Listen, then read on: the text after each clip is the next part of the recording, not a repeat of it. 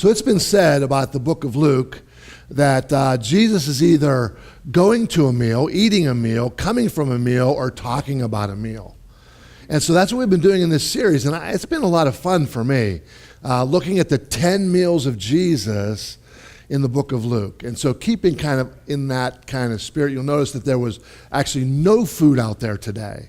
It's because in between the two services, we want to encourage you to kind of hang around and talk to some of the people who are coming in for the second service and enjoy a big breakfast. So I think Sherry's hard at work downstairs, and Michelle has her gooey rolls that she's going to bring up that are real good, and there'll be a lot of good stuff. So kind of stay afterwards, talk to some people, enjoy a good meal together. So today what we're looking at is this last meal in the book of Luke, in the last chapter of Luke 24. But before I get into that, this morning I went down to Starbucks, and I was thinking about this meal, and I was thinking about the context, and we're going to get into that a little bit. But have you ever been scared? Have you ever been afraid? Right? Do you ever see that? I just couldn't find one. I was going to look for a video of people getting afraid. Have you ever looked at that on the internet, on YouTube, of people getting scared? Do you ever see that, the ones that Ellen does? Ellen, she scares people. Oh, they are so funny. Why is it funny when you see somebody get so scared?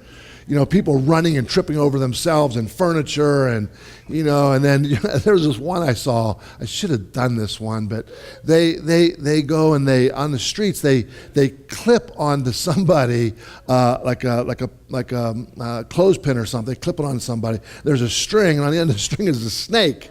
And so they turn around and the guy says, "Hey, there's a snake out," and they start running and the snake's chasing them.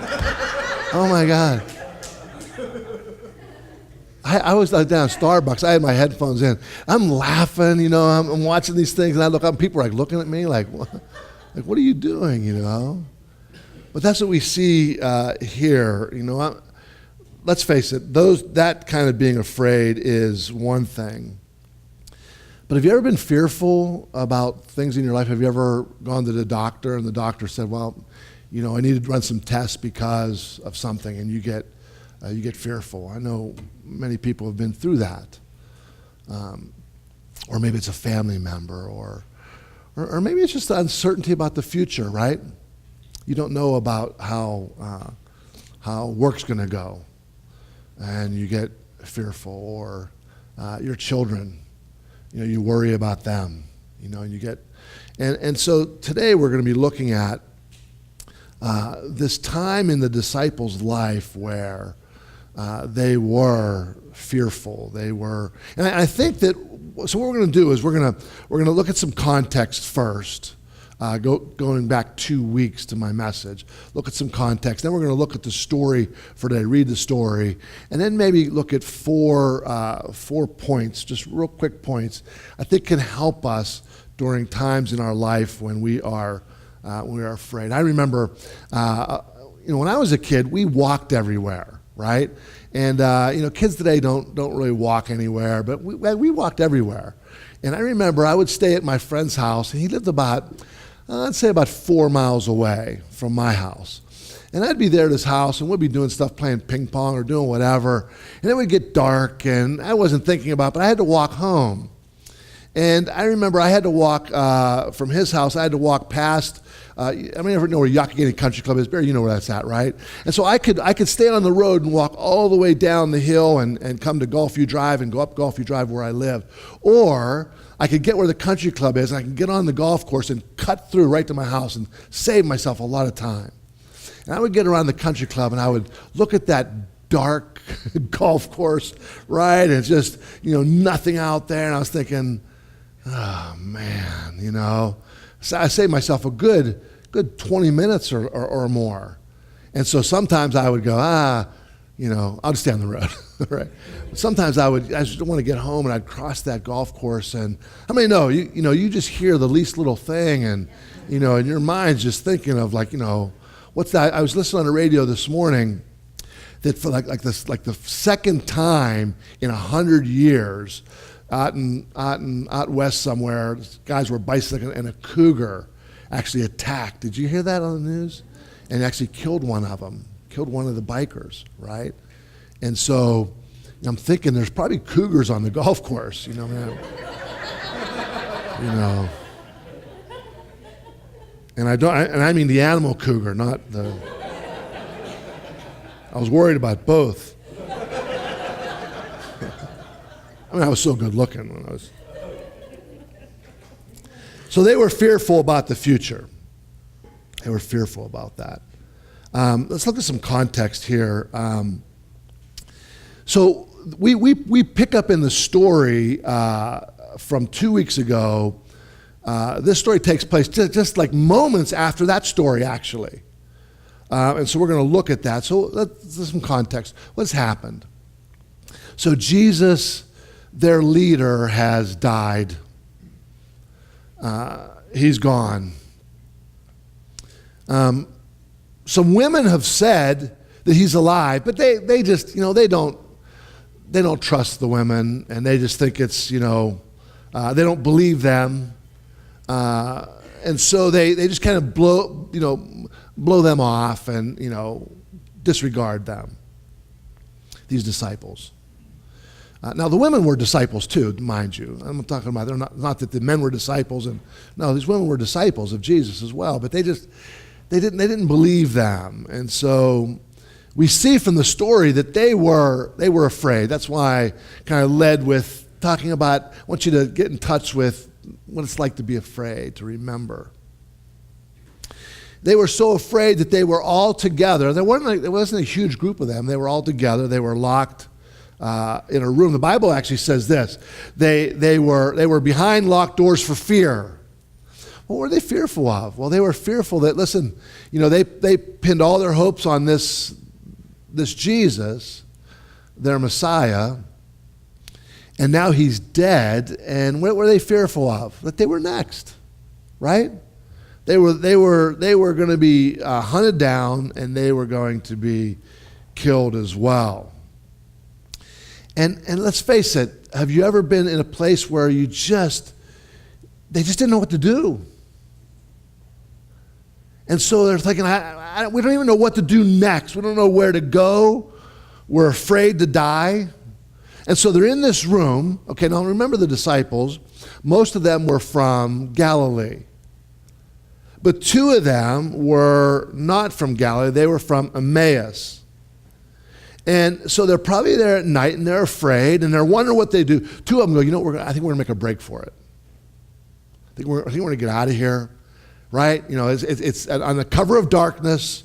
We're going to try to make a break for it, and we're going to head for home. And so they leave. And the others stay because Emmaus is probably, maybe a 7-mile journey. I told you my friend's house was about 4 miles away, right? 7 miles, kids today won't walk a half a mile, right? But 4 miles, 7 miles, it's no big deal. And so they were going to kind of make a break for it. And the others stayed because why? Well, Galilee, a little bit further, probably maybe a 2-day journey away. And so the Bible tells us that while these 2 were traveling, now it doesn't explain everything to us, right? I hope you remember the message, or at least you've read the story. It says that while they were kind of walking along the road, they were kind of having discussion, and it said a stranger to them, who is Jesus, comes upon them. And the Bible tells us that they're kept from recognizing him. Now, we don't know what that means, kept from recognizing him. Well, was it because it was dark? Was it because, Jesus was wearing a hoodie? We don't know why. Was it some Jedi mind trick? We don't know, right? But they were kept from recognizing him. And so he hears them talking about this occurrence, and it's about him. And so he engages them a little bit, and he kind of wants to know, what is it you're talking about? He goes, well, we're kind of disappointed, Jesus, our leader who we were looking to for, we'll get into that in a minute, what they thought, what they wanted. We're disappointed because Jesus wasn't what we thought. And are you the only one in Jerusalem? Everybody knows about this. How is it that you don't know about this? And then he does an interesting thing. It says that he opens up their scriptures to them and begins explaining to them from their scriptures, right, about the Messiah. And from their own text about how the Messiah was prophesied about, that he would come and that he would actually die and that he would come to life again. And what's amazing is they're fascinated by this. They're intrigued by his words. And when they arrive at Emmaus, Jesus acts like he's going to go on, but they're like, no, we want to hear more about this. Please don't leave. Stay with us and tell us more. And then it says this. Let me read just the text. It said this. When he was at the table with them, he took bread, gave thanks, broke it, and began to give it to them. Then their eyes were opened and they recognized him. Okay? Let me just stop right there.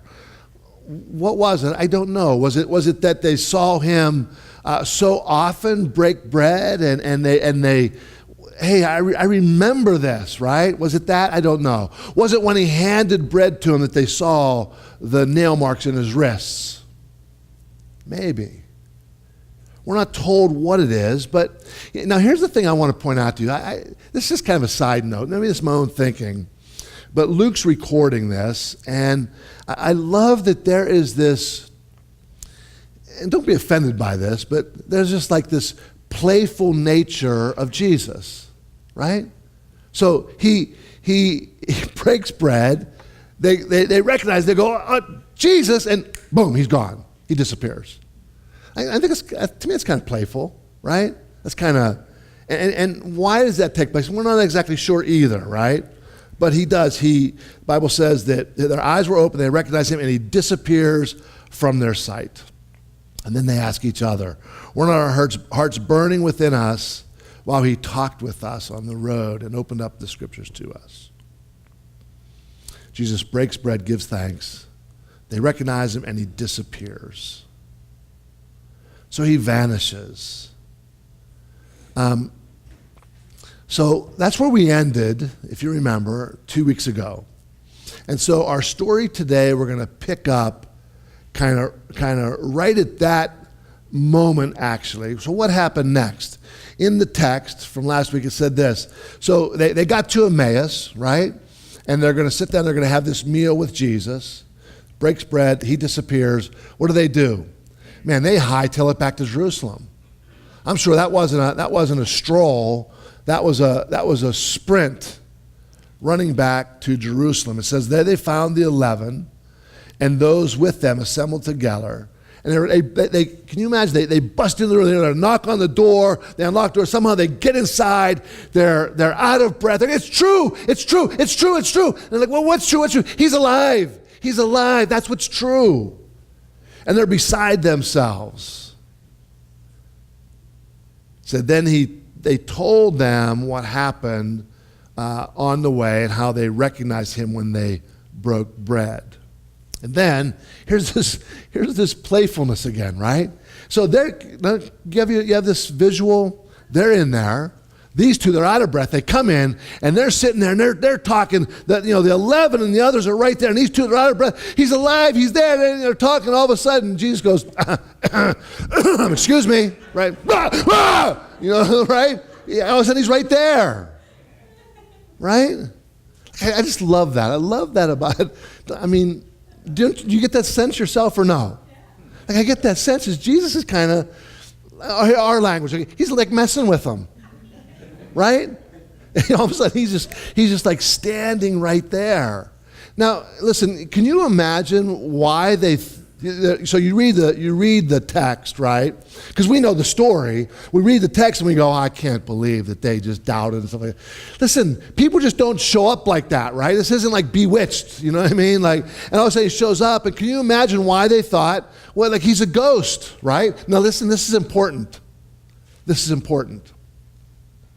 They were startled, they were afraid, and they thought they saw a ghost. And then he says to them, he says, why are you troubled? Why do doubts raise in your mind? And then he says, look at my hands and my feet. He says, it's me. Touch me and see. A ghost doesn't have flesh, doesn't have bones, as you see I have. And so he shows them his hands and his feet. And then it says this, and then it says, and they still didn't believe. Like, I think all this is significant. And he says they just still didn't believe. It's because of joy and amazement. Now, so pause there for a minute. If someone tells you, about an opportunity where you do very little and you have a lot of gain, what do you say? You doubt, right? And you say, usually if they're too good to be true, right? You know what you think? And so can you imagine for them, you got to kind of put yourself in their place a little bit. For them, this news, it's joyful, it's amazing, but it's like too good to be true. Oh yeah, wouldn't it be great if that were really true? If Jesus was really alive, that would be awesome. But that can't happen. And so it says that they still didn't believe. And maybe you think that too sometimes. Maybe you think, well, Jeff, maybe if it were true. So watch this. He asks them something. He says, do you have something to eat? And so I imagine this setting, right? So Jesus is there. And they're still like, they don't know what to think. Is he a ghost? Well, we touched him, but I'm not sure. It's too good to be true. Are you following this? And they're there, they're thinking like, who is this guy? And so they go like, he says, can I have something to eat? And so I imagine them getting some broiled fish, kind of like, yeah, here it is. What's he going to do with it, right? They're all standing back, and he picks it up, and they're like watching him, and he starts to eat it, like he's eating food. I think this is significant. I think this last meal is really important. It's really interesting. I'm going to talk about a few things that maybe a little bit on a graduate level. Just follow me a little bit, because I think it's really, really important. Because I can imagine these disciples standing back and just like trying to process resurrection. Can you process resurrection? Like, I can't. But it's right before them. Resurrection is standing there. Like, that's beyond my mental capacity. And so I imagine it's beyond theirs. And so what's Jesus doing? Jesus is doing these things to show physicality, isn't he? Right? This physicalness. So if you remember Daryl and his family in your prayers, his sister-in-law passed away. He'll probably be leaving, I don't know when he's leaving for Florida, but he's going to go down there to be with his brother. And I was talking to him about it at the men's breakfast, and he was talking about how when someone, when life is lost, there's not a lot of words, are there? When I lost my dad at 17, I remember Pete and my friends just came around, and of course, 17-year-olds, you don't know what to say. Unfortunately, we as adults, we try to say something. Mistake, isn't it? There's nothing to say. But what is important? Well, they were there for me. They were there. What I mean by that is their physical presence. And I go, doesn't that just make sense? That when these disciples were fearful, right, and afraid, and didn't know the future, and like I was a 17-year-old boy, right, and what's the future going to look like? And I just needed presence, and people were there. And so in our fear and their fear, Jesus says, I'm here. I'm not, listen, this isn't a metaphor, friends. This resurrection, this isn't a metaphor. This is real. And it's a foretaste, which we're going to talk about. And so the physical Jesus is there before them. Listen, it said this. He said to them, "This is what I told you while I was still with you. Everything must be fulfilled that is written about me in the law of Moses, the prophets, and the Psalms." So he's talking about their scriptures. And then it says this. Okay, it says this. He opened their minds. I want you to know something. Everybody listen real close. That's what Jesus does. He opens your mind. Doesn't close your mind. Hear a lot of that today. Oh, you can't open your mind. No, you open your mind. You let in the devil. You open your mind. It says Jesus opened their minds so that they could understand the scriptures.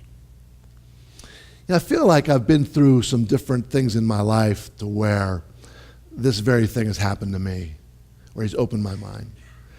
Now, the unfortunate thing I want to say to you is this, is that those times that now, maybe there are other times I just don't recognize them, but these times when I feel like he's opened my mind, it came during times of great pain, of fear. When I lost my father, when I lost a child, great pain, fear and uncertainty. I feel like he opened my mind so that I can understand passages of Scripture. So I get this. I do. I can't. It's hard to explain, but I get it. He told them, "This is what is written. The Christ will suffer and rise from the dead on the third day. And repentance and forgiveness of sins will be preached in his name to all nations, beginning in Jerusalem." Then he says, "You are my witnesses of these things. I'm going to send you what my Father has promised. But stay in the city until you've been clothed with power from on high." We're going to transition here to our kind of points here, but let me just tell you a story that I recently read. It's a story of a young boy in Upper Darby, Pennsylvania. His name is Matt Stephen. And Matt Stephen is blind. And he actually loved sports and wanted to always participate to the level that he could in sports. And so his brother coached basketball, and when he got to high school, he wanted to be part of the team. And so he was the equipment manager for the team. But every single day at practice, at the end of practice, when it was over, he would go to the foul line and he would shoot foul shots. And you go, how does a blind person shoot foul shots? Well, his brother would take his cane and go up to the rim and he would tap on the back of the rim. And he would listen to that sound and he would shoot the basketball. Time after time after time. Every day at practice, he would do that. Then it came time, the high school was in a weekend tournament, as they have, right? It wasn't the overall season, it was a weekend tournament. And in that tournament, the coach got this idea that what we want to do is we want to let Matt shoot the foul shot. So he went to his players, went to the other coaches, the other players, and went to the officials. And he said, here's what we'd like to do. We'd like to have Matt be and he explained that he's blind, he's our equipment manager, and he's a senior this year, and we would like him to shoot, he'd be our designated foul shot shooter. And so they agreed. And so, they played maybe about 3 games that weekend. And he made some foul shots. They said he would make about 50% of his foul shots. That's better than Shaquille O'Neal, right? And he would shoot his foul shots. And well, then it came down to the end of the game and the end of the tournament, and they were playing in this game, and they were winning. And the coach put in the second team, and they started to lose their lead. And they actually got down, and the coach called a timeout and said, "Listen, what do you guys want to do? You want to go to win this game?" And they all said, "Yeah." He said, "You want to put the starters back in?" "Absolutely, coach. I want to put the starters back in." Puts the starters back in, and they come back from their deficit, right? And it's coming to the end of the game, and it's a real close game. And then with about 10 seconds left on the clock, they run a play, and their best player, he comes off a pick, gets a pass, goes to the basket, goes to shoot a layup, and gets fouled. Not only is he their best player, he's their best foul shot shooter. And so with 2 seconds left on the clock, they're down by 1 point. He's getting ready to go to the line to shoot. And he stops and he looks over at the bench. And the other players are there. And they remembered what they said, that he would be our designated foul shot shooter. And so coach called a timeout, brought him over. He said, "What do you want to do?" He said, we want Matt to shoot our foul shots. So he goes out there, lines up, dribbles, and his brother's at the goal. Takes his first shot, swish, right in. Tie score. Give him the ball back again, his brother's tapping. Second shot, swish. 2 seconds left on the clock, the other team brings in the pass. Hail Mary up, nothing, they win. The place goes absolutely crazy. They win the game. Matt was known after that in school. Walking in school, he was called, they gave him a nickname, the shooter. The shooter. Why do I talk about that? Why do I tell that story? When Jesus leaves, he gives his disciples, he gives us four concepts, four realities to focus on, four taps for us to keep our eyes on. What I want to do is I want you to listen very carefully to these simple, but I think profound points that when you get fearful in life, which you probably will, because we do, because there are things we don't know that we don't understand. And that's what we fear most, isn't it? Those things that we don't know. Let's look at this text and let's draw out four taps to keep focused on. The first is this, that we have a peace to live on. Some of you here today just need that and that alone. There's a peace. As I was talking to Daryl about his brother and his wife passed away, and he has another brother saying, my other brother is just so far away. He doesn't have any trust, any hope. Actually, what he's saying, he doesn't have any peace. He has no peace. You ever lay your head on the pillow worried, or wake up worried in the middle of the night? The peace that Jesus offers is for you. It's for you when you're feeling guilty. This peace. It's for you when you're frightened. It's like this. It's like this peace that Jesus offers. I remember when we lived in Michigan, and I had some. I was being older, and you go get your wisdom teeth out. That's not good, right? They get impacted. And I remember having to go to the dentist and get my wisdom tooth out. And I remember what was her name, Michelle? Tangi. Her name was Tangi Hale. She worked for her father. She was friends of ours, Michelle and I. And I remember going in there, and I remember, they know when you're, I mean, of course I think all dentists think everybody's afraid, but I was in there and I was, and I remember her just talking to me and just kind of patting me on my shoulder.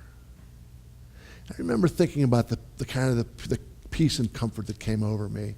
It's kind of like I'm here. I think of that. Jesus said this, "My peace I give you, my peace I leave with you." And you say, well, that doesn't necessarily work like that. Well, you're right in a sense. It didn't work right away with the disciples, did it? But over time, it's no joke. This is when they got it that, are you with me? When they got it that this is real. when resurrection, when they finally got to a place where they got over their doubts, this is too good to be true, because we have to work through those things, don't we? We're human beings. And we need to work through those things in our life. When they got past those things and they said, you know what, no, this thing, this resurrection thing, this is true. This is real. And when you get that, I don't know if you've got that yet. I don't know. Only you know that. But when you get that, there's a peace that is attached to resurrection that's like none other. That's why he sang that song and said this, death couldn't hold him. What's it talking about? What's that song talking about? Resurrection, isn't it? Death couldn't hold him. And resurrection is real. There's a comfort in that. There's a peace in that. Now listen, I love that this gospel of Luke ends with this meal. It ends with physicalness. And what I want to suggest to us today is that this meal is proving something. This last meal. Like I said, there are critics that want to say, no, this is all a metaphor. It's not really real. It was a ghost. It was a vision. It was a hallucination. It was something. And the thing is, this is exactly right. This is exactly what the disciples were thinking. They were thinking it's something, but it's not real. What is it? I don't know what it is, but it's just not real. And so this meal, right, shows this physicalness. It's just a piece of fish. Let me tell you something. This is maybe we're getting onto maybe a little bit of a graduate level, okay? This piece of fish is demonstrating to us today, to them then, that the physical world is good. Go back to Genesis. When God created, what did he say? This is good. Now, why do I say that? Well, one of the probably the most influential philosopher of the day, probably still very influential today, was Plato. Now, Plato taught a lot of things, and so I'm going to get a little thumbnail sketch. One of the things that Plato, his teaching that was very influential then, it's actually very influential today. It actually has negatively impacted Christianity today. And that's this idea that the physical world is bad. The physical world is evil. All that's good is just the spiritual world. Physical is evil. Physical is misleading. So in other words, ignore the physical. It's not good. Divorce yourself from what you perceive to be reality. Get that? He taught physical bad, spiritual good. Now this false notion has impacted Christianity for 20 centuries, right? You still have today monks that want to separate themselves from what? The physical world. I want you to know something. When you hear that, that's not Bible, that's Plato. It's not Bible. When you hear talk, okay, when you hear talk that heaven is some ethereal place or it's clouds and white robes and harps, right?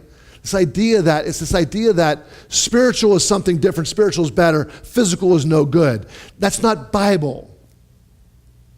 Bible talks about a new heaven and a new earth. Jesus demonstrates resurrection, demonstrates that by doing what? By eating. So the Bible talks about when we die, our spirits, our bodies go into the ground, our spirits go to be with the Lord, right? That's all it says. We don't know much about that. So the Bible talks very little about life after death, very little, but it picks up again on life after death. That's resurrection. I don't know about you, but I love this, that we're going to eat in the resurrection. right? We're going to eat in the resurrection. Why are we going to eat in the resurrection? Do we need to? I don't know. I don't know how the resurrected body works. Apparently, I could just go, I'll see you guys, I'm going to go to Hawaii. And I'm gone, I'm in Hawaii, right? Jesus did this kind of thing, right? I don't know. But he ate. Listen, the physical world is not bad. It's just a miss right now, isn't it? It's just a miss right now. But it's good. It's just not as good as it's going to be, as it can be, as it should be, as it must be, as it will be. And that's going to be in the resurrection. In the, as the Bible puts it, the renewal of some things. Does the Bible say that? It doesn't say that, does it? It says the renewal of all things. The renewal of all things. So friends, when you see, how many love being in nature? When you're in nature and you see a beautiful sunset, and you respond to it, that's God. That's God. It's His world that He creates, and when you respond to it, and you respond that it's good, it's because it's the nature of God in you. This earth's, this world's physicality is good. Your physicality is good. Listen, this is why Jesus rose from the dead. Rose from the dead. He could have rose. He could have kind of came back from the dead. He could have showed himself as spirit or whatever. I mean, you'd say, yeah, but still spirit. We'll be spirit. We can see it. No, physicalness. Touch me, he said. And they touched him. They still think, yeah, but. And so what did he do? I'll eat. I'll eat. That's why this little piece of broiled fish, this meal is so important. It's a foretaste of resurrection. We get to eat in heaven. The Bible's, if you just read it for yourself, the Bible's description of the new heavens and the new earth is always very physical. Even the talk about it, what are they doing? They're eating, they're feasting, they're partying, it's banquets, right? It's always this in this context of doing things that physical bodies do. They eat and they drink. And what does that give you? You know what that gives me hope of? That one day I get to hug my dad's neck again. Why? Because it's physical. Resurrection is real. It's true. And it's something that gives me peace. A peace that I don't worry about anything else. No matter what happens in this world, no matter what happens to family and friends, when or whatever, resurrection gives me peace. It gives me hope. The second thing he gave them was this. He gave them a new paradigm to live through. What was their old paradigm? They had a paradigm. You know what a paradigm is? A paradigm is simply a worldview. It's a filter. It's a frame. It's like glasses, right? It's something that you look through to understand what you're seeing. That's a paradigm. So they had a paradigm. Their paradigm was just wrong. That's all it was. It was just wrong. It was that this Jesus, this Messiah, is going to come, and he's going to rescue them, to save them, right? This language that we use, rescue them from Romans. Matter of fact, he's going to come and kill Romans. That was their paradigm that they were seeing it through. And Jesus says, see, that's the problem. The problem is that you're seeing it wrong. And I want to give you a new paradigm to see through. And so I don't have the time to get into it, but you could do it yourself. He talked about what's written in Moses. So he goes back to the book of Moses and shows how in the book of Moses, we can get into it some other time, that are prophesied about Jesus. Because the whole Old Testament, the whole Bible is pointing to Jesus. It talks about the prophets. Go read Isaiah or the Psalms. You might say, okay, I get that in the book of Moses. I get the Pentateuch. I get where that's pointing to Jesus, and the prophets. But the Psalms, right? Go read Psalm 22. Go home and read Psalm 22. And so I think that's what Jesus does. He goes back. He said, no, listen. I know you missed it before, but he talked about opening their eyes. And he shows them. And he gives them this new paradigm to live through. There are people today that live under this banner of Christianity and thinking opening your mind is bad. I want you to know that it is not bad. And I hope that your mind is being opened this morning. Here's the thing. And just listen to this for a minute, okay? What they saw before under their old paradigm as tragedy, right? It's tragedy. Their Messiah being, under their old paradigm, the Messiah being killed, right? He was supposed to come and overthrow the Romans and kill them. No, they weren't supposed to kill him. That's not the Messiah. So under the old paradigm, it's tragedy. Under this new paradigm, it's all changed. It gives them hope. It gives them meaning for life. Friends, he wants to give us a new paradigm. Focus on a new paradigm. A new paradigm. And view what happens in this life through this paradigm.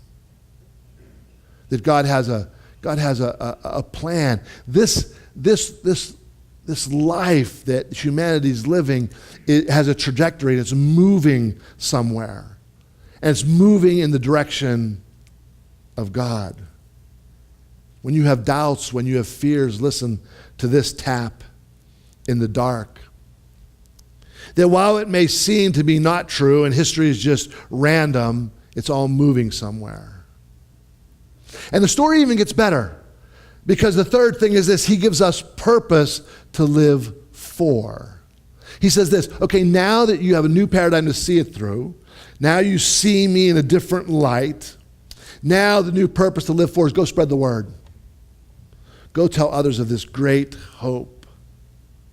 Tell everyone. He said, because you know why? Because you have been witnesses to this. I had a video to show you. I'll just go ahead and show it. You know that video back there? Let me set up for a minute. This is Lord of the Rings. How many like Lord of the Rings? This is from Lord of the Rings. This is where Sam and Frodo are together, and this is from the Two Towers. And here get this in you. They're sitting there, and they feel like all hope is lost. They've all been given up. What they don't know is that there's a battle that has been taking place while they are there, and they don't know about it. And the tide has turned in the battle. The tide has turned. Let's watch the video.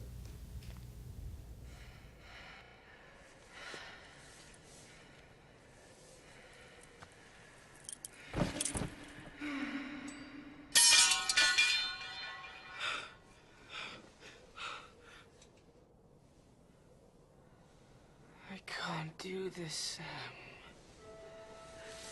I know. It's all wrong. By rights, we shouldn't even be here.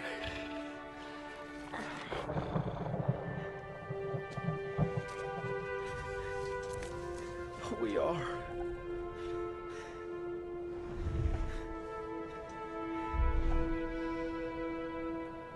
It's like in the great stories, Mr. Frodo. The ones that really mattered.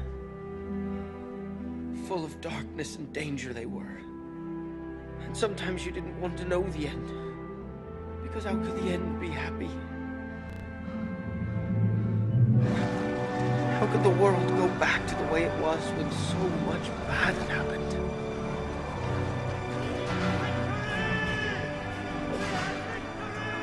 But in the end, it's only a passing thing. This shadow.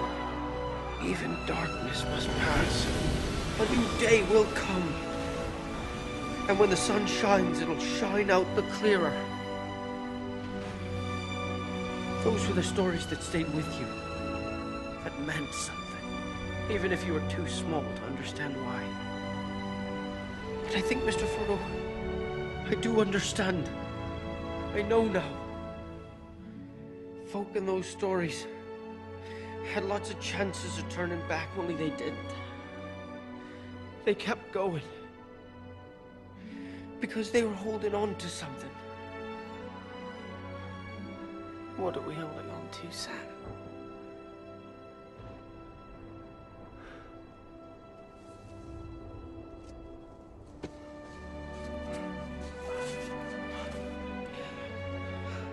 There's some good in this world, Mr. Frodo.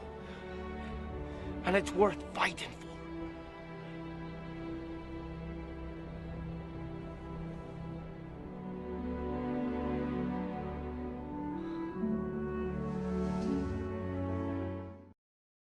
That there is some good in this world. A small band of followers of Jesus after the resurrection. See, friend, resurrection changes everything. It changed that small ragtag band of followers so profoundly that they turned the world upside down.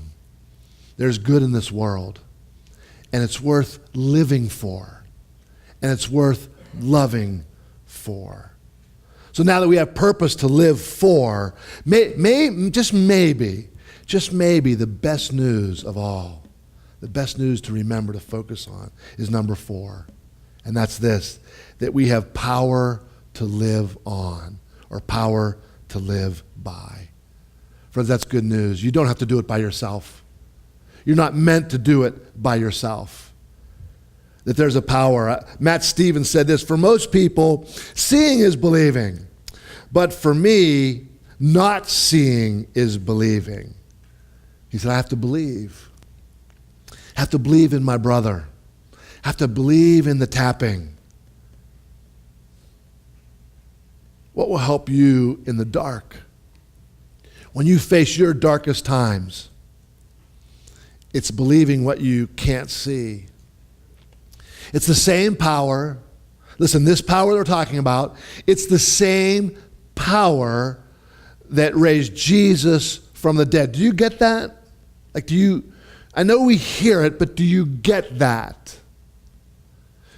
The power that overcame death is the power that is in you, that is in me.